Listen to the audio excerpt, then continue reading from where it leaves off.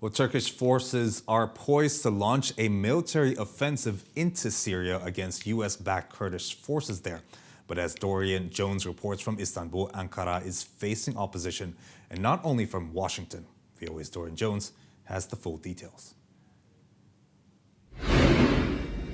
Turkish artillery pounding Syrian Kurdish forces of the YPG, which it accuses of being linked to insurgents fighting in Turkey. Ankara has blamed Kurdish groups, including the YPG, of carrying out a series of recent attacks against Turkey, including in Istanbul, a charge the YPG denies. Turkish forces plan to create a 30-kilometer deep security corridor inside Syria. Just in a short time, 3 attacks, they were killed many civilians. This is number one. And number two, the military has explained that within the final 8 months, we lost more than 100 military services people. But the YPG is a close ally of the United States in its war against the Islamic State. The YPG says it suspended some of its operations against the Islamic State because of the looming Turkish threat. There's the danger that U.S. government will be torn between 2 unsavory options. That is to say, abandoning their Kurdish allies that they've been fighting ISIS since 2014, or facing a confrontational relationship with Turkey. Washington is calling on Ankara to step back, a stance echoed by Moscow, whose forces control parts of Syria.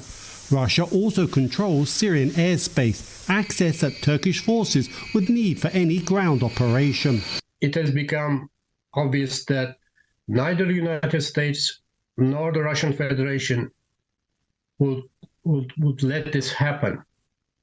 So, faced with this reality, he has already backed, I believe, and now he's bargaining. One concession Ankara is looking for from Washington is the purchase of American fighter jets, a sale currently stalled in the US Congress.